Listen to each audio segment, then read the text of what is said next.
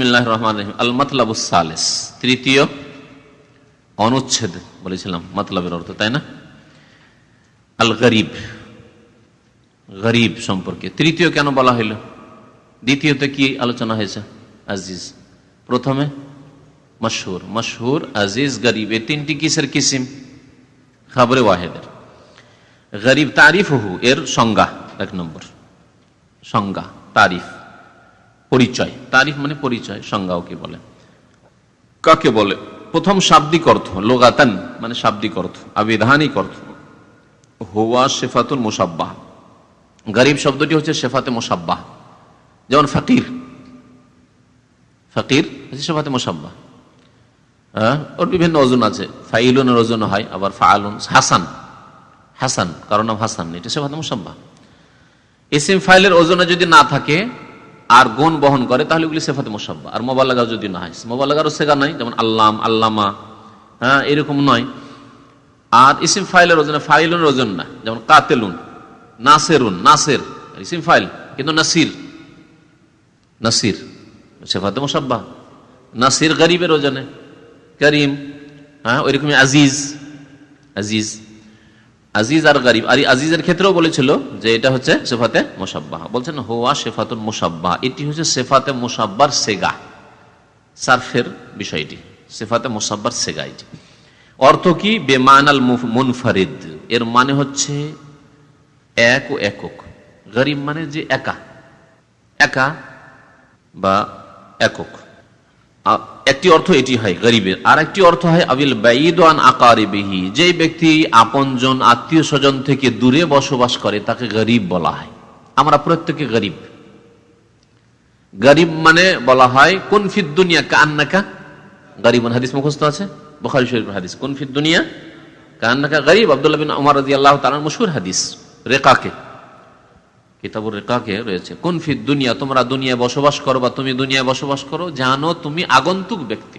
গরিব আগন্তুক, আগন্তুক ব্যক্তিকে নতুন এসে দাম্মামে নেমেছে, এখানে কোনো পরিচিত ব্যক্তি নেই, যখন প্রথম কাজ করার জন্য এসেছেন।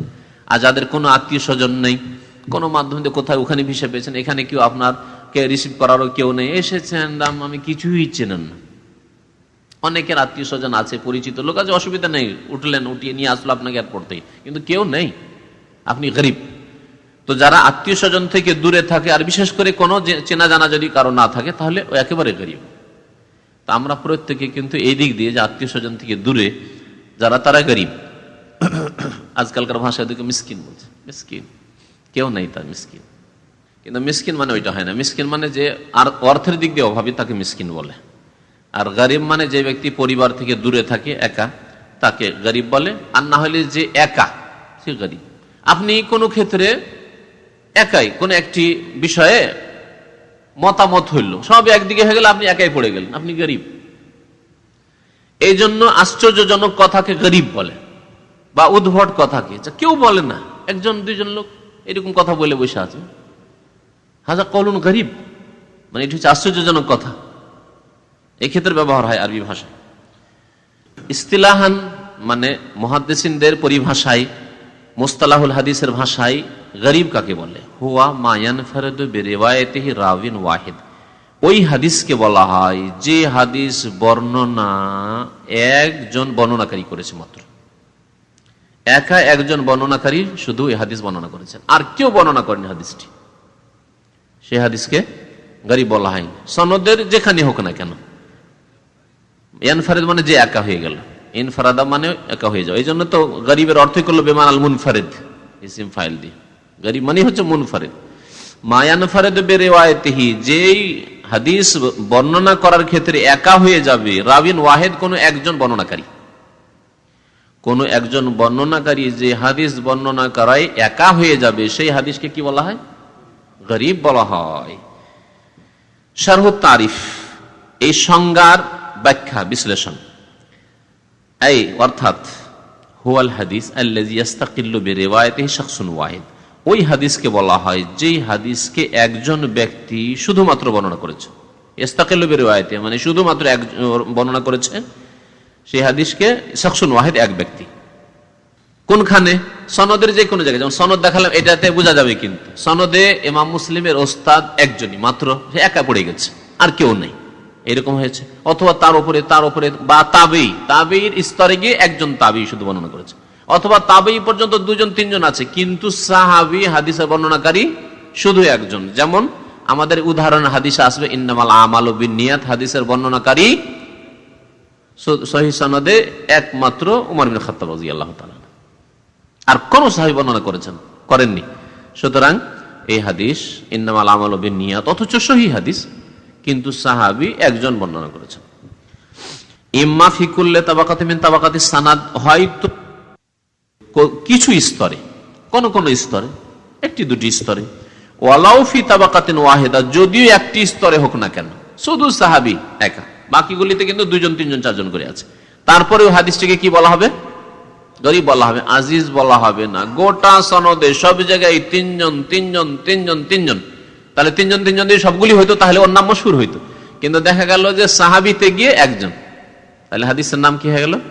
গরীব। সনদের দিক দিয়ে সবাই বিশ্বস্ত, সেই জন্য হাদিস সহিহ, কিন্তু এই হাদিসের সহির সাথে সাথে হাদিসের নাম হচ্ছে গরীব। ইমাম তিরমিজি রহমতুল্লাহ আলাইহি, তিরমিজি যারা পড়বেন দেখবেন হাজা হাদিসুন হাসানুন গরীবুন, হাদিসকে হাসানও বলছেন আবার গরীব বলছেন। হাজা হাদিসুন হাসানুন সহিহুন গরীবুন, হাসান সহিহ গরীব। তো যেটি হচ্ছে প্রসিদ্ধ সংজ্ঞা গরীবের, সেটি হচ্ছে এরকম যে একজন কোন স্তরে বর্ণনাকারী একা হয়ে গেছে, যদি হাদিস সহিহ।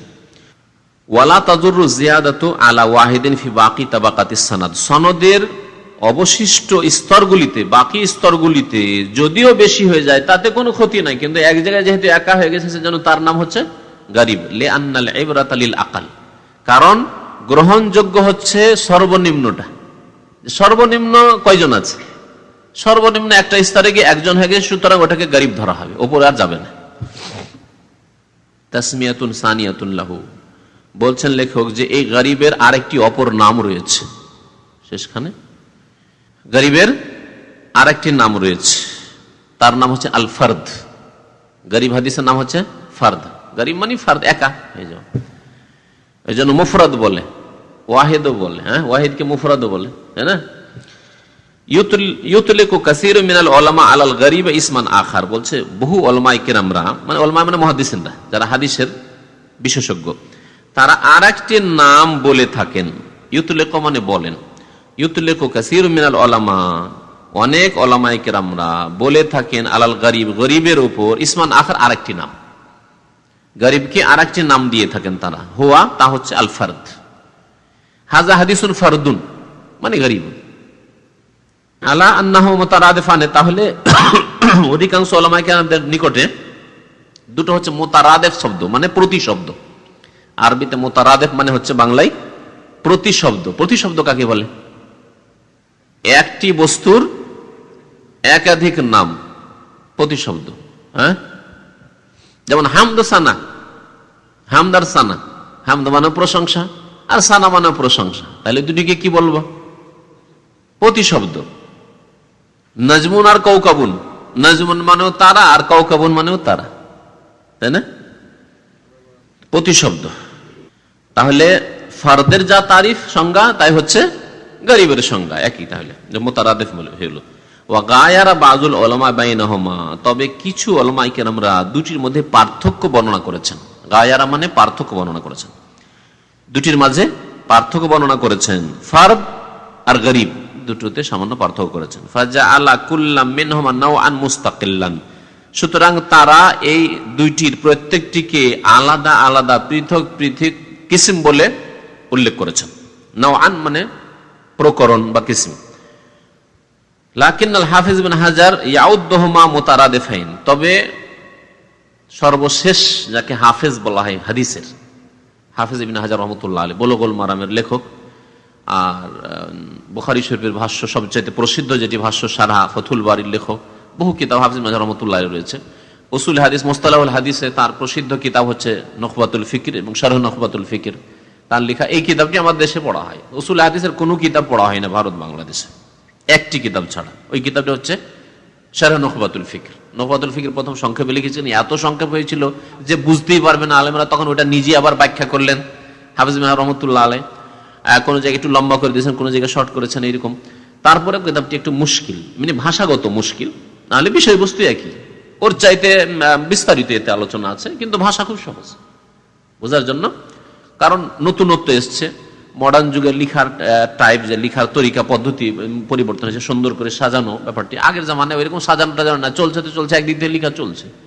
তো কিতাবটি পড়ানো হয় আমার দেশে আলিয়া মাদ্রাসা বা কওমি মাদ্রাসা, দারসে নিজামি, যেগুলো প্রাইভেট মাদ্রাসা, পড়ানো হয় কিতাবটি। তবে ভালো করে পড়ানো হয় না, কারণ এই বিষয়টিকে আমাদের দেশের অধিকাংশ আলেমরা বুঝেও না ভালো করে, উসুল হাদিস বিষয়টি আর গুরুত্ব দেয় না। আর একটি সাবজেক্ট পড়ে বুঝবে, এক বছর একটি সাবজেক্ট পড়লে বুঝবো নাকি? আমি ছোটকালে 3 বছর 3টি সাবজেক্ট হিন্দি পড়েছি, তারপরে ভালো করে আমি হিন্দি না লিখতে পারবো না বুঝতে পারবো। 3টি সাবজেক্ট, তাও অ্যাডিশনাল হয়ে যদি থাকে তো কি আর পড়বেন। আমাদের দেশের মাদ্রাসাগুলিতে যারা, স্কুলগুলিতে যারা ওই আরবি ইসলামিক সাবজেক্ট পড়ে, সব জাহেল মূর্খ, কিছুই শিখেনি, অথচ আরবি সাবজেক্ট স্কুলে পড়ে এসছে, মাধ্যমিক উচ্চ মাধ্যমিক, ঠিক না? আছে এরকম অনেক, তো কিছু শিখেনি গুরুত্ব দিয়ে, তেমনই ব্যাপারটা আসলে। তো এইরকমই হয়েছে উসুলে হাদিস। তো উসুলে হাদিসে যখন বুঝে না, মুস্তালাহুল হাদিস বুঝে না, এই জন্য সহিহ জয়ীফও বুঝে না। মাদ্রাসা পড়ে আলেম তো হয়ে গেছে, কামেল পাশ করে বা কওমি মাদ্রাসা পাশ করে, কিন্তু সহিহ জয়ীফ হয় কেন, সহিহ জয়ীফের সংজ্ঞা কি, হাদিস জয়ীফ কোনটি, কেমন করে জয়ীফ হয়? হ্যাঁ, হাদিস আবার জয়ীফ হয় নাকি? তিরমিজিতে আছে আবার জয়ীফ, ইবনে মাজাতে আছে আবার জয়ীফ, বুঝেই না যে জয়ীফ ইবনে মাজা তিরমিজিতে হইতে পারে। সহিহ হওয়ার জন্য কি শর্তগুলি রয়েছে কিছু জানে না। হ্যাঁ, হালা আদরি। হাফেজ ইবনে হাজার রহমতুল্লাহ আলাইহি ইয়াউদ্দুহুমা মুতারাদিফাইন, এই দুইটিকে মানে গরিবকে আর ফারদকে মুতারাদিফ বলেছেন, মানে প্রতিশব্দ বলেছেন, সংজ্ঞা একই। লুগাতান ওয়া ইসতিলাহান, শাব্দিক অর্থের দিক দিয়েও দেখেন গরিবের অর্থ কি করেছে, মুনফারিদ, এটি হচ্ছে ফারদ। আর ইসতিলাহান মানে পারিভাষিক অর্থেও, পারিভাষিক অর্থ কি করলো, যেই হাদিসকে একজন বর্ণনাকারী বর্ণনা করেছে সনদের যে কোনো স্তরে, সেটি হচ্ছে গরিব, সেটি হচ্ছে ফারদ। ইল্লা আন্নাহু কালা, তবে তিনি বলেছেন, ইন্না আহলাল ইসতিলাহ গায়ারু বাইনাহুমা। হাফিজ ইবনে হাজার রহমাতুল্লাহ স্বয়ং উল্লেখ করেছেন এই ইখতিলাফটি, যে তবে কিছু লোকের, আহলাল ইসতিলাহ মানে মুস্তালাহর আলেমরা, মুস্তালাহুল হাদিস উসুল হাদিসের আলেমরা, গায়ারু বাইনাহুমা, তারা এই দুটির মাঝে পার্থক্য বয়ান করেছেন কেউ কেউ। মিন হাইসু কাসরাতুল ইস্তেমালি ওয়া কিল্লাতুহু, কোন দিক দিয়ে, অধিক পরিমাণে ব্যবহার ক্ষেত্রে আর কম ব্যবহার হওয়ার ক্ষেত্রে, এভাবে পার্থক্য করেছেন। কি পার্থক্য করেছেন বলছেন, ফাল ফারদু আকসারু মা ইউতলাকুনু আলাল ফারদিল মুতলাক ওয়াল গরিব আকসারু মা ইউতলাকুনু আলাল ফারদিন নিসবি। সামনে আসছে যে আকসামুহু, গরিবের প্রকরণ, মানে গরিবের কয় কিসিম, সেখানে বলা হচ্ছে গরিবের 2টি কিসিম রয়েছে, গরিব মুতলাক আর গরিব নিসবি। মুতলাক গরিব মানে সাধারণভাবে গরিব, আচ্ছা নিসবি মানে তুলনামূলক, নিসবি মানে নিসবত করে কারোর সাথে তুলনা করে, তাহলে তুলনামূলক গরিব। এই 2টি প্রকরণ বয়ান করেছে পরে। কি পার্থক্য করেছেন তারা, কিছু কিছু লোকেরা, কিছু কিছু ওলামারা বলছেন যে ফারদ বলা হয় গরিব মুতলাককে, যেটি মুতলাক গরিব এই কিসিমটি তাকে ফারদ বলা হয়, আর গরিব বলা হয় যেটি হচ্ছে গরিব নিসবি, মানে তুলনামূলক যে গরিব দ্বিতীয় কিসিমটি, তাকে বলা হয় ফারদ বলা হয়। গরিব আকসার মা ইউতলাকুন আল ফারদ নিসবি, যেটা গরিব নিসবি বা ফারদ নিসবি তাকে গরিব বলা হয়, আর যেটি গরিব মুতলাক তাকে ফারদ বলা হয়। আবার বুঝলেন না? বুঝলেন না? হ্যাঁ, বরং প্রথম দিকে যেটি পড়া হচ্ছে এটি এত জরুরি নয় যত জরুরি সামনে আসছে। এখন সহির সংজ্ঞা পড়া হয়নি, জয়ীফের সংজ্ঞা পড়া হয়নি, হাসানের সংজ্ঞা পড়া হয়নি, এটি জানা বেশি জরুরি। মকবুল হাদিসগুলি, মারদুদ হাদিস, জয়ীফ, মওযু, মুনকার, হ্যাঁ, এই হাদিসগুলির সংজ্ঞা বেশি জরুরি। কিন্তু যে কোনো কিতাবের ভূমিকাতে একটু মুশকিল বিষয়গুলি থাকে, প্রথম দিকে মুশকিল বিষয়গুলি থাকে, সেগুলি পার করলে তখন পরবর্তীতে সহজ লাগবে এবং ওগুলো বেশি জরুরি। হ্যাঁ, ও এতটুকু জানা না যথেষ্ট। ও আচ্ছা, এই বিষয়ে, হ্যাঁ এই বিষয়ে ঠিক আছে। আমি ভাবছি যে হয়তো মুস্তালাহুল হাদিস আর কত পড়বো, পড়া হয়ে গেল না। তা আমরা তো এখন দরজার উপরে আছি, এই এলমের দরজার উপরে আছি, সামান্য পড়া হয়েছে। তবে এতটুকু জানা যথেষ্ট যে যাকে বলে গরিব তাকে বলে ফারদ বলে। আর কিছু কিছু ওলামারা পার্থক্য করেছেন যে গরিবের 2টা কিসিম, একটা হচ্ছে গরিবে মুতলাক আর গরিবে নিসবি। গরিবে মুতলাকটাকে ফারদ বলেছেন, আর যেটা গরিবে নিসবি তুলনামূলক গরিব তাকে গরিব বলা হয়েছে। আকসামহু তার প্রকরণ বলছে ইউকসামুল গরিব বিনিসবাতি লিমাউযি তাফাররুদ ফিহি ইলা কিসমাইনি।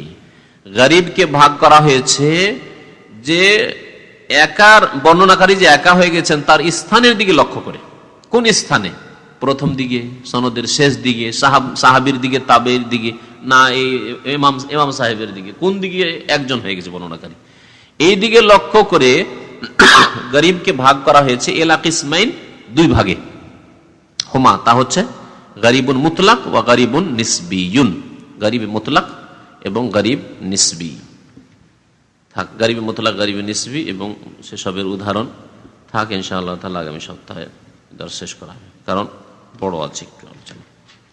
সাল্লাল্লাহু আলাইহি মুহাম্মদ ওয়া আলা আলিহি ওয়া সাহবিহি আজমাইন। এক পাকিস্তানের গল্প আপনাদের শুনিয়েছি। এক বৃদ্ধ পাকিস্তানি শেখ ওসিউল্লাহ আব্বাস মুলকরা ইউনিভার্সিটির প্রফেসর, সৌদি এখন ন্যাশনালিটি পেয়েছেন, ইন্ডিয়ার ইউপির লোক। তো আমার সাথে পরিচয় ছিল, এককালে এক সপ্তাহ ছিলাম হাইলে একটা প্রোগ্রামে। তো বৃদ্ধ মানুষ, উনি হারামে এখন দার্স দেন। বাঙালি ফজলুল করিম সাহেব ইন্তেকালের পরে, ফজলুল করিম সাহেব বাঙালি সৌদি ছিলেন মক্কায়, আর ওনার বাড়ি আমি গিয়েছি। আমাদের তিনটা বাঙালি সৌদি ন্যাশনালিটি পেয়েছিল আলেম, তিনটে শেখ এককালে 40-50 বছর আগে। তাদের একজন ফজলুল করিম সাহেব মক্কায়। তো ফজলুল করিম সাহেব হারামের ওই এতে যে তওয়াফের জায়গাটা আছে ওখানে দর্শ দিতেন। একটা কুরসি এখনো রাখা আছে, দেখবেন কোন দিকে বলে দিই, মাকাবের উল্টা দিকে, অর্থাৎ রুকনে ইয়ামানি যেদিকে আছে, রুকনে ইয়ামানি পৌঁছার আগে একটু ডান দিকে দেখবেন একটা চেয়ার রাখা আছে, ওখানে দর্শ দিতেন ফজলুল করিম সাহেব রহমতুল্লাহ। ইন্তেকাল করেছেন। তার দুটো ছেলে মদিনায় আমাদের জামানায় পড়তো, ওদের সাথে গেছি, ওদের বাড়ি মক্কা গিয়েছি মদিনায় থাকাকালীন। তো ফজলুল করিম সাহেব ইন্তেকাল করলেন, তারপরে ওসিউল্লাহ আব্বাস সাহেব সেটি পেলেন, ওনাকে ওই এটা দেওয়া হলো, দর্শের মসনদটা দেওয়া হলো। উনি নিজে বয়ান করছেন যে একদিন আমি বক্তব্য করছি আর বলছি যে এই হাদিসটা জয়ীফ। একজন বৃদ্ধ পাকিস্তানি 60-70 বছর বয়স একেবারে দাঁড়িয়ে গেছে, থরথর থরথর করে রাগে কাঁপছে। রেগে গেলে কাঁপে মানুষ, আর বুড়া লোক তো আরো বেশি কাঁপে। তো এই বৃদ্ধ এমন থরথর করে রাগে কাঁপছে আর বলছে যে মৌলানা সাহেব আপ গলত बोलता है, अब गलत बोलता है, आप जयीफ हो सकता है, रसूल की हदीस कैसे जयीफ हो सकता है? রসুলের হাদিস কি করে জয়ীফ হইতে পারে? জাহেল বুঝে না যে হাদিস আপনাদের খুব সহজভাবে এই জন্য বোঝাবার জন্য বলেছি। 91-এ একটা বড় অ্যাক্সিডেন্ট হয়েছে, একটা লোক খবর দিল, লোকটাকে চেনি না, আর দেখে ইসলামের কোন শাকল সূরাত নাই, আর মুখ দিয়ে গন্ধ আসে বিড়ি সিগারেটের। বিশ্বাস করবেন সহজে? কে জানি, ফালতু লোক। কিন্তু যদি মাশাআল্লাহ মাসুদের মতো মানুষ যদি আসে, আর চিনি সবাই, নাহিদের মতো সবাই ইনশাআল্লাহ, এখানে সবাই ভালো ইনশাআল্লাহ, 5 ওয়াক্ত নামাজি মানে ভালো মানুষ ইনশাআল্লাহ, চিনি, এসে বলছে উফ একটা বড় দুর্ঘটনা দেখে আসলাম। বিশ্বাস করবেন না? করবেন না? তাহলে আমরা দুনিয়ার ঘটনার ক্ষেত্রে দুইজনের খবরই পার্থক্য করছি। একজনের কথা গ্রহণ করছি, না ঠিকই আছে, আর একজন বলছে না হইতেও পারে, নাও হইতে পারে। তো এইরকমই বর্ণনাকারীদের অবস্থা। জয়ীফ এইভাবে হাদিস হয়েছে, জি এইভাবে হাদিস হয়েছে। একজন বিশ্বস্ত ব্যক্তি বয়ান করেছেন, হাদিস সহিহ। আর কোন সনদে দেখা যাচ্ছে একটা দুর্বল ব্যক্তি উল্টোপাল্টা কথাবার্তা বয়ান করে, আর হাদিস গ্রহণযোগ্য নয় মুহাদ্দিসিন দিনের। তোমার কথা নেবো না, কারণ তুমি কথাবার্তা আলতু ফালতু কথাবার্তা বলো, বেশি কথা বলো, মিথ্যাও বলো, নেবো না তোমার হাদিস। জয়ীফ, মওযু, জাল ইত্যাদি বিভিন্ন স্তর রয়েছে হাদিসগুলির। যখন এই উসুল হাদিস এই সাবজেক্টটা পড়বেন তখন বুঝতে পারবেন যে এইভাবে। তারপর অনেকে আবার ষড়যন্ত্র করে হাদিস, জাল হাদিস ঢুকিয়েছে ইসলামে যারা শত্রু। না, এটি মিথ্যা অপবাদ বিদাতীদের পক্ষ থেকে। সুবহানাল্লাহ। সাহাবায়ে কেরাম বগলে মূর্তি রাখবে। আজকাল একটা মুসলমান আপনাকে যদি বলে নাহিদ আপনাকে 10,000 রিয়াল দেবে একটা বগলে মূর্তি নিয়ে নামাজ পড়তে হবে, আপনি বলেন কি বললেন? খবরদার, হ্যাঁ খবর আছে সামনে বললে, আর তাই না? আপনার মতো একটা দুর্বল, আমার মতো একটা দুর্বল ইমানের মানুষের যদি এরকম ইমান হয়, আমাকে তুমি বলতে পারো আমি একজন মুসলমানের মূর্তি নিয়ে নামাজ পড়বো? আর সাহাবীর মিথ্যা অপবাদ বিদাতীরা তোমার অফেদান করবে না, সেই জন্য সাহাবীর মিথ্যা অপবাদ দিবে। বিদাতী, আল্লাহু আকবার, চরম বিদাতী, লানাতুল্লাহি আলাইহিম আজমাইন। আল্লাহ লানত হোক, আল্লাহ পাক ধ্বংস করবে এইসব রাফেজ ইসলামের শত্রুদেরকে। এসব ইহুদির সন্তান, এতে কোনো সন্দেহ নেই। এই জাতিটা ইহুদিদের সন্তান। আব্দুল্লাহ ইবনে সাবা ইহুদি ইয়ামান থেকে ইসলাম গ্রহণ করে তারপরে এই মতবাদ পেশ করে। হ্যাঁ, নবীর বংশকে ভালোবাসো ভালোবাসো, ভালোবাসার দোহাই পড়ে, কিন্তু আসলে ইহুদি, এদেরই এরা সন্তান। আসলে তো ইহুদি। তুই ওদের ধর্ম আবার কি আছে? ওদের কাছে মিথ্যা আর হালাল হারামের কি আছে? যাদের কাছে জেনা করা মুতা হচ্ছে বড় সওয়াবের কাজ, তাদের আবার ধর্ম কিসের আছে? কাল কিয়ামতে সাহাবায়ে কেরামরা তার গলা ধরে আল্লাহর সামনে বিচার দিবে যে এই খবিস এই কামিল পাস খবিস এই আমাদের বিরুদ্ধে মিথ্যা অপবাদ দিয়েছে, আমরা নাকি বগলে করে নামাজ পড়েছি। আল্লাহ বগলে মূর্তি নিয়ে নামাজ পড়েছে, মিথ্যা অপবাদ দিয়েছে, তুমি বিচার করা, জাহান্নামে চলে যাবে। তাদের বিরুদ্ধে কেস দায়ের করবে আল্লাহ পাকের দরবারে সাহাবাই কেরামরা। যে বিদাতীরা বলে যে নবী সাল্লাল্লাহু আলাইহি ওয়াসাল্লামের সাহাবাই কেরাম যাদেরকে সরাসরি শিক্ষা দিলেন, আমাদের মতো নগণ্য লোকদের কাছে আপনার শিখে আপনাদের ঈমান যদি এতটুকু মজবুত হইতে পারে, আল্লাহ রাসূল সাল্লাল্লাহু আলাইহি ওয়াসাল্লামের উপরে এটি দাগ। এই অপবাদ শুধু সাহাবীর ওপর না, রাসূলের উপর। কেমন লোক তৈরি করেছেন যারা বগল থেকে চাপতেই পারে না মূর্তি। এখন বেয়াদবির একটা সীমা আছে, মযহাবী গোঁড়ামির একটা সীমা আছে। না এমন কথা নয়, এখানে আল্লাহ কিছু লোকের আছে যার বিভিন্ন মালিকি লোক আছে, শাফেঈ আছে, সুতরাং তাদের সদস্য পরামর্শের জন্য রাখা হয়েছে। এমন নয় যে কোনো মযহাব দিয়ে ফয়সালা হবে। এটা হয়েছে, এটাকে যারা বিদআতপন্থী মযহাবপন্থী গোঁড়া না, তারা এটাকে বেশি বেশি করে প্রচার করছে। আসলে হয়েছে এই যে ওদের একজন করে বা দুজন করে সদস্য রাখা আছে, যাদের যেরকম দল আছে সদস্য রাখা আছে।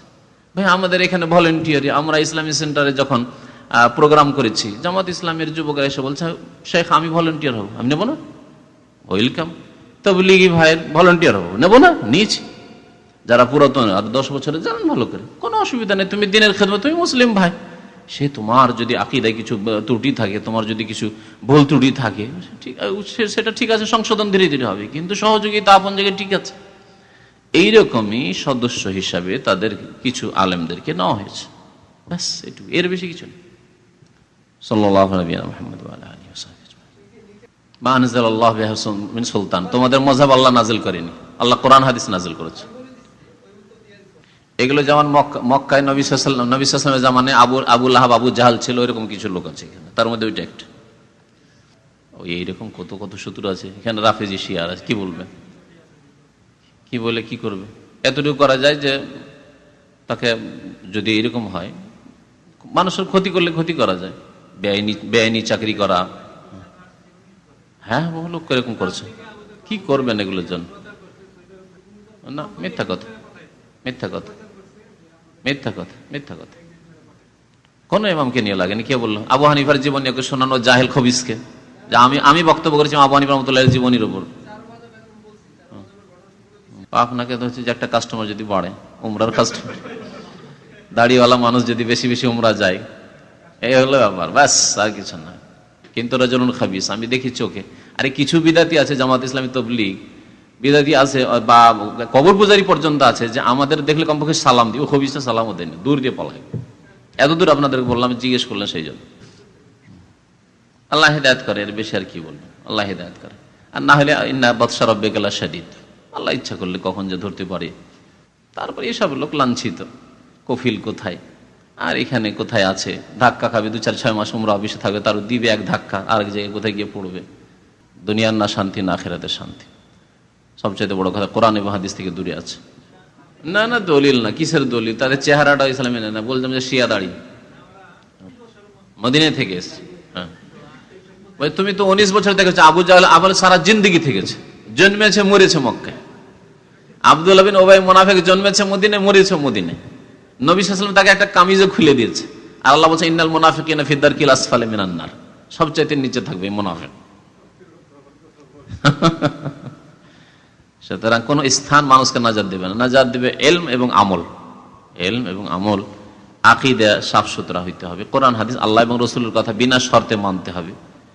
জি, গোঁড়ামি করলে হবে না, যে অমুক হুজুর বলেছেন, অমুক সাহেব বলেছেন, বাস আল্লাহ বলেছেন রাসূল বলেছেন, এটা তলাশ করতে হবে। আর যারা এরকম ভুল ধারণা রাখে যে আবু হানিফার বা হানফি মযহাবের পিছনে পড়েছে, তারা দেখুক যে আবু হানিফা রাহমাতুল্লাহির জীবনীতে আমি কি আলোচনা করেছি, শোনক, কিন্তু ও কাছেই আসবে না, শুনবেই না, তোকে কি করবেন? আল্লাহ কি হিদায়াত করবে? আল্লাহ হিদায়াত করার জন্য শর্ত লাগিয়েছে সূরা কাফ, ইন্না ফি যালিকা লাযিকরা লিমান কানা লাহু কলবুন আও আলকাস সামআ ওয়া হুয়া শাহীদ। প্রথম কথা, হৃদয় হইতে হবে, মনে চাহিদা হইতে হবে যে আমি সত্যটা গ্রহণ করব। আমি যেটাতে আছি সেটাই যে সত্য না, হতে পারে যে অন্যটাতে সত্য থাকতে পারে, সুতরাং কলব লাগবে। এবং আলকাস সামা, কান লাগাইতে হবে, কান লাগিয়ে শুনতে হবে। ওয়া হুয়া শাহীদ, এবং মনটাকে হাজির করতে হবে, যে দেখি কি বলা হচ্ছে, কি লেখা হচ্ছে, তারপরে সিদ্ধান্ত নিতে হবে। আর যে বলছে না না না না, বাংলাদেশ থেকে যেটা নিশ্চয় ওই পূর্বের ইসলাম মানবো, সেটাই তাকে মোবারক হোক, তাতেই থাকছে বলে থেকে যাবে, সারা জিন্দেগি হিদায়াত পাবে না। তো দিলটাকে খুলতে হবে, দিলটাকে খুলতে হবে, মগজটাকে খুলতে হবে, আল্লাহ এবং রসুলের কথা কবুল করবে এবং আল্লাহ পাকের কাছে দোয়া করতে হবে অন্তর থেকে, ইহদিনাস সিরাতাল মুস্তাকিম, আল্লাহ যেটা ঠিক সেটা দাও, যেটা ঠিক সেটা দাও। দেখেন আল্লাহ পাক হেদায়েত করবে। আপনাদের প্রত্যেকের জীবনে এরকম ঘটনা আছে, আল্লাহ পাক সোজা রাস্তা দেখিয়েছে যখন আপনি অন্তর খুলে কোরআন হাদিসের কথা শুনেছেন। যে না চাইলে দিবে না, লাইসা লিল ইনসানি ইল্লা মা সা, কোরআনের কায়দা, মানুষ চেষ্টা করলে পাবে, যা চেষ্টা করবে তাই পাবে। চলেন, কথা লম্বা হয়ে যাচ্ছে।